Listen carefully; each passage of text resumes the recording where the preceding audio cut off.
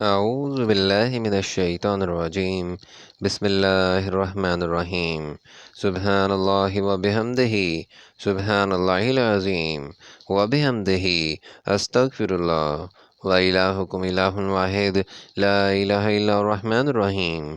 اللهم صل على محمد وعلى آل محمد كما صليت على إبراهيم وعلى آل إبراهيم إنك حميد مجيد. اللهم بارك على محمد وعلى آل محمد كما باركت على إبراهيم وعلى آل إبراهيم إنك حميد مجيد. رب اشرح لي صدري ويسر لي أمري واحلل عقدة من لساني يفقهوا قولي. السلام علیکم ورحمۃ اللہ وبرکاتہ۔ سورہ فجر کا ترجمہ بیان کیا جا رہا ہے، آیت نمبر 1 سے لے کر آیت نمبر 30 تک۔ شروع اللہ کے نام سے جو بڑا مہربان نہایت رحم والا ہے۔ فجر کی قسم اور 10 راتوں کی اور جفت اور طاق کی اور رات کی جب جانے لگے، بے شک یہ چیزیں عقل مندوں کے نزدیک قسم کھانے کے لائق ہیں۔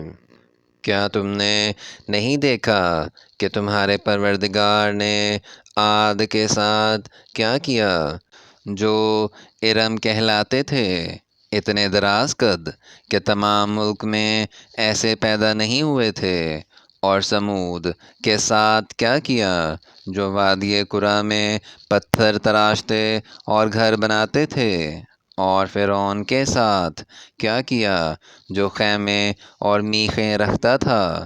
یہ لوگ ملکوں میں سرکش ہو رہے تھے اور ان میں بہت سی خرابیاں کرتے تھے، تو تمہارے پروردگار نے ان پر عذاب کا کوڑا نازل کیا۔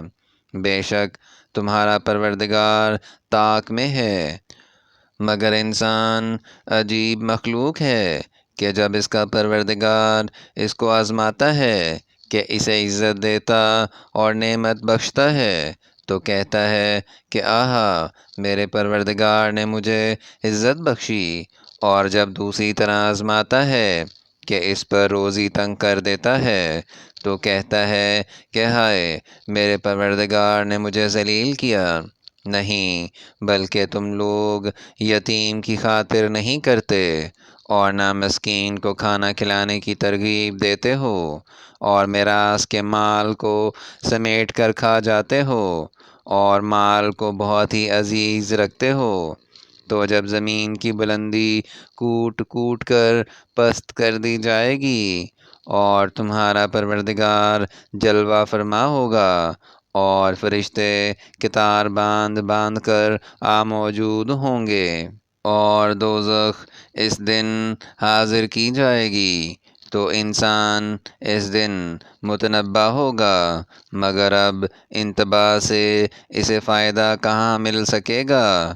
کہے گا کاش میں نے اپنی زندگی جاودانی کے لیے کچھ آگے بھیجا ہوتا، تو اس دن نہ کوئی اللہ کے عذاب کی طرح کا کسی کو عذاب دے گا، اور نہ کوئی ویسا جکڑنا جکڑے گا۔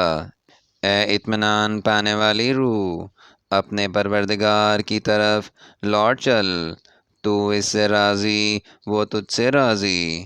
تو میرے ممتاز بندوں میں شامل ہو جا، اور میری بہشت میں داخل ہو جا۔ یہاں تک سورہ فجر کا ترجمہ آیت نمبر 30 تک بیان کر دیا گیا ہے۔ اگر اس میں کوئی غلطی ہو جائے تو ہم اللہ تعالیٰ سے معافی چاہتے ہیں، اور دعا ہے کہ اللہ تعالیٰ ہماری ہدایت فرمائے۔ آمین یا رب العالمین۔